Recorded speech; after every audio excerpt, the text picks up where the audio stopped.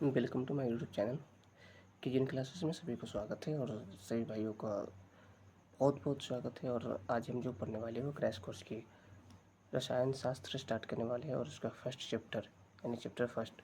और ये जो ऐसे ही नहीं पढ़ाया जा रहा है, इसकी 100% क्वेश्चन टकराने की चांसेस है, यानी 100% को ये चांसेस है कि ये यहाँ से प्रश्न बनने वाले हैं, इस क्षेत्र से प्रश्न बनेंगे और आना ही तो आना ही है। ऐसे टॉपिक को हम लोग ऐसे टॉपिक का तैयार किया है, इस तरह से हमने निचोड़ तैयार किया।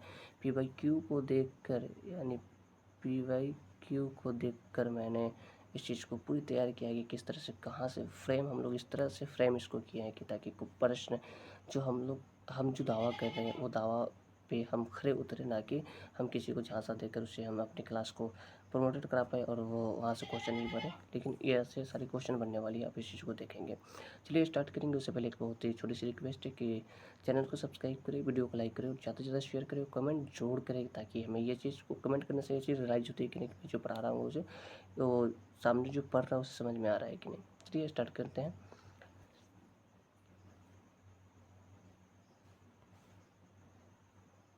चलिए यानी रासायनिक अभिक्रिया के बारे में सबसे पहले रासायनिक अभिक्रिया के बारे में देखेंगे। तो क्या कि जब कोई भी पदार्थ अकेले या किसी अन्य पदार्थों के साथ मिलकर भिन्न गुण वाले नए पदार्थों का निर्माण करता है, उसे क्या कहते हैं? रासायनिक अभिक्रिया। सिंपल से एक परिभाषा रासायनिक अभिक्रिया का है कि जब कोई पदार्थ अकेले या किसी अन्य पदार्थों के साथ मिलकर क्या करता है, एक भिन्न गुण वाले यानी एक भिन्न गुण एक अलग गुण वाले नए पदार्थों का निर्माण करता है, उसे रासायनिक क्या कहते हैं? रासायनिक अभिक्रिया कहते हैं, उसे रासायनिक अभिक्रिया कहते हैं। हम अगर थोड़ी देर के लिए हम इसको बैक करिए और आपको हम इस चीज़ को रासायनिक अभिक्रिया के बारे में बताएं, तो यहाँ पर हम देखेंगे, इस पेज पे देखेंगे कि देखिए एक अलग H2 है और एक Cl2 यानी क्लोरीन है, एक हाइड्रोजन है।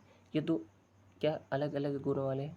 और 2HCl यानी हाइड्रोजन 2HCl का निर्माण करा हाइड्रोजन क्लोरीन हाइड्रोक्लोरीन यानी दो अलग अलग यहाँ पर ये गलत लिखा गया, दो अलग अलग चीज़ों का निर्माण किया, यानी ये अलग गुण का और एक भिन्न गुण वाले पदार्थों का निर्माण किया। ठीक है।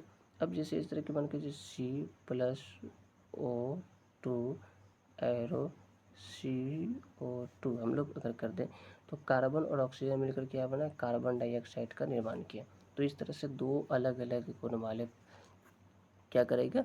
दो अलग अलग गुण वाले पदार्थ मिलकर एक नए भिन्न गुण वाले पदार्थों का निर्माण करेगा, उसे हम लोग क्या कहेंगे? रासायनिक अभिक्रिया कहेंगे। चलिए इसको हम क्लियर करते फिर हम अपने पेज पे लौटते हैं।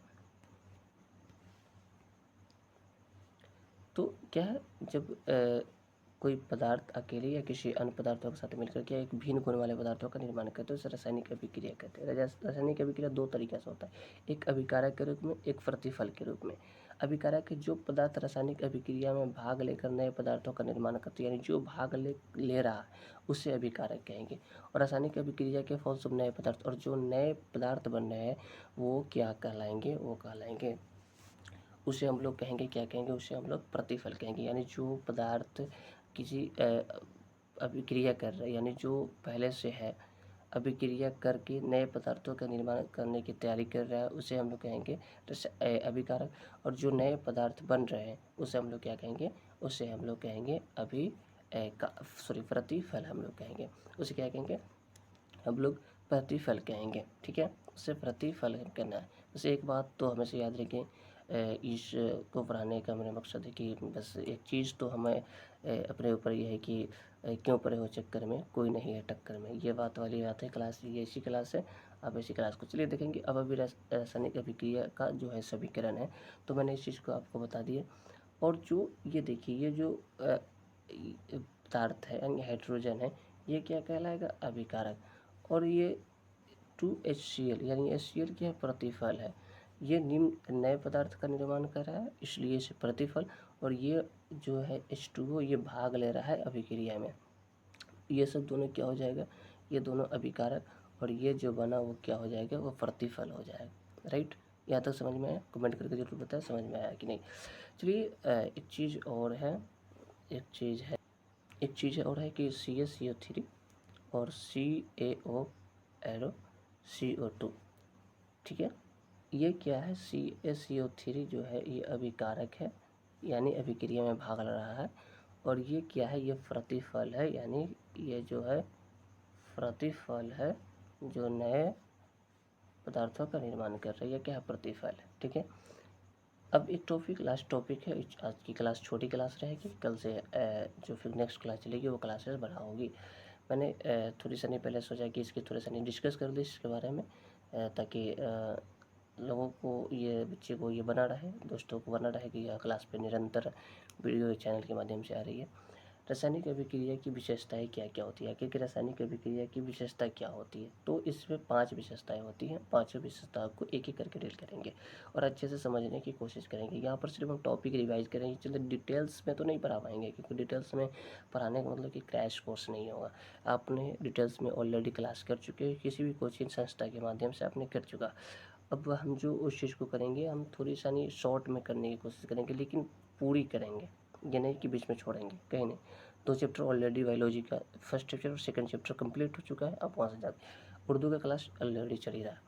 तो सबसे प्रथम जो रासायनिक अभिक्रियाओं की विशेषता है वो गैस की उत्पत्ति है। कुछ रासायनिक अभिक्रियाएं ऐसी है जो रासायनिक अभिक्रिया होने पर किस चीज़ का निर्माण करता है, गैस की उत्पत्ति करती है। जैसे कैसे, देखिए, दानेदार जस्ता, यानी जस्ता की अभिक्रिया तनु हाइड्रोक्लोरिक अम्ल के साथ कराए, यानी जस्ता जो होता है उसको अगर अभिक्रिया तनु हाइड्रोक्लोरिक अम्ल के साथ कराने पर हाइड्रोजन गैस निकलता है। क्या करता है, हाइड्रोजन गैस निकलता है। यानी जस्ता का और तनु हाइड्रोक्लोरिक अम्ल का अगर हम लोग अभिक्रिया कराते हैं तो कौन सा गैस निकलता है, हाइड्रोजन गैस, यानी H2O क्या होता है, मुक्त होता है। ठीक है, राइट, समझ में आया। चलिए आगे, दूसरा इसका है अवक्षेप का बनना। क्या होता है, अवक्षेप का बनना होता है। कैसे, कुछ जैसे सोडियम क्लोराइड के जलीय विलयन में सिल्वर नाइट्रेट का विलयन डालने पर सिल्वर क्लोराइड का दही जैसा सफ़ेद अवक्षेप प्राप्त होता है। क्या करते हैं हम लोग, सोडियम क्लोराइड को, उसका जलीय विलयन को लेते हैं, उसमें सिल्वर नाइट्रेट का विलयन डालते हैं तो सिल्वर क्लोराइड का जो दही जैसा सफ़ेद अवक्षेप बनता है। ठीक है, चलिए तीसरा, रंग परिवर्तन। कुछ ऐसी रासायनिक अभिक्रिया जिसमें रंग की परिवर्तन होती है। रासायनिक अभिक्रिया के पश्चात क्या होता है, रंग का परिवर्तन हो जाता है। जैसे रासायनिक अभिक्रिया में रंग परिवर्तन होता है, जैसे कैसे, पोटेशियम परमैंगनेट की बैंगनी रंग में नींबू का रस मिलाने पर विलयन का बैंगनी रंग धीरे धीरे क्या होता है, बदलना स्टार्ट हो जाता है। जैसे ही हम पोटेशियम परमैंगनेट में के बैंगनी कलर में अगर हम नींबू का रस डालते हैं तो उसका जो बैंगनी कलर है वो क्या करता है, धीरे धीरे वो समाप्त होना स्टार्ट हो जाता है। तो ये रहा उसकी तीसरी जो रासायनिक अभिक्रिया की विशेषता है। फर्स्ट विशेषता क्या थी, फिर से एक बार चर्चा करें। फर्स्ट विशेषता जो है गैस की उत्पत्ति करता है, सेकेंड विशेषता है अवक्षेप बनता है, और थर्ड जो है वो क्या करता है, रंग का परिवर्तन होता है। फोर्थ देखेंगे हम लोग, और आज जो चौथा इसका जो परिवर्तन है वो ताप में परिवर्तन। तो कुछ अभिक्रिया ऐसी होती है, कुछ रासायनिक अभिक्रिया ऐसी होती है जो अभिक्रिया के पश्चात उसके ताप में परिवर्तन होता है। क्या होता है, जैसे कली चूना के ढेले पर जल गिराया जाए तो तो पर्याप्त मात्रा में क्या होता है, ऊष्मा निकलता है। क्या होता है, पर्याप्त मात्रा में ऊष्मा उत्पन्न होता है, तो उससे हम लोग ताप का परिवर्तन हो जाता है। यानी कली चूना का ताप कुछ है, उस पर जैसे ही जल गिरा उसमें पर्याप्त ऊष्मा निकला तो उसे ताप में हम परिवर्तन कहेंगे। मान के चलिए कि पहले अगर 10 डिग्री सेल्सियस पे है और उस पर हम जैसे ही जल गिराए वो 15 डिग्री सेल्सियस हो गया माना, तो क्या हुआ, इसका ताप में परिवर्तन हुआ कि नहीं हुआ, तो ये ताप का परिवर्तन भी होता है रासायनिक अभिक्रिया के पश्चात। अगला और लास्ट है अवस्था में परिवर्तन। अवस्था यानी आकार, हम बोल सकते हैं आकार का परिवर्तन। ठीक है, आकार में भी परिवर्तन होता है। तो इसका सिंपल कि मोमबत्ती के जलने पर मोमबत्ती का पिघलना, यानी जैसे ही एक मोमबत्ती है जलता है तो क्या होता है, उसके आकार में धीरे धीरे मोम जो होता है गलना स्टार्ट हो जाता है, पिघलना स्टार्ट होता है, तो उसका आकार क्या हो जाता है, धीरे धीरे छोटा हो जाता है और अंत में वो क्या हो जाता है, ख़त्म हो जाता है। ठीक है, तो ये आज का टॉपिक रहा, जो आज का सेशन रहा ये रसायन शास्त्र का, और आज का सेशन ये कंप्लीट। रासायनिक अभिक्रिया और रासायनिक अभिक्रिया में अभिकारक और प्रतिफल कौन होते हैं, और साथ ही इसमें प्रतिफल के साथ साथ हमने किस चीज़ को डिस्कस की, मैंने डिस्कस किया कि इसके रासायनिक अभिक्रिया लिखने के क्या क्या फ़ायदे हैं। आप इस चीज़ को भी आप देख सकते हैं, कौन कौन से 5 फ़ायदे मैंने पढ़ा। सबसे फर्स्ट जो फ़ायदा पढ़ा मैंने उसमें क्या है, गैस की उत्पत्ति, सेकेंड अवक्षेप का बनना, थर्ड रंग का परिवर्तन, फोर्थ है जो ताप में परिवर्तन, और जो 5 यानी 5वां है वो क्या है, अवस्था में परिवर्तन। तो इस वीडियो कैसा लगा, वीडियो अच्छा लगा तो कमेंट करें, समझ में आया तो कमेंट करके जरूर बताएं, और वीडियो को लाइक करें, ज़्यादा से ज़्यादा अपने दोस्तों में शेयर करें। जो 2026 में एग्जाम देने वाले हैं उनके लिए ये महत्वपूर्ण सेशन होने वाली है, ताकि आप उनके पास शेयर करें, ताकि वो इस सेशन से क्या हो, वंचित ना रह पाए। और इससे सारी क्वेश्चन यहीं से आने वाली, क्वेश्चन इधर उधर नहीं जाने वाली। इस तरह के अगले पार्ट के लिए आप इस चैनल को सब्सक्राइब करें। अगले पार्ट में हम फिर जो था अगले पार्ट को हम लेकर आने वाले बहुत ही जल्दी। कल की डेट में फिर जो मेरा है इसका अगला पार्ट स्टार्ट होने वाला है, यानी यहाँ से लेकर हमने कोशिश करेंगे कि कल आधा से ज़्यादा हम इसको कंप्लीट कर दें। चलिए मिलते हैं नेक्स्ट वीडियो के बाद। धन्यवाद, तब तक ले आप अच्छे से पढ़ाई।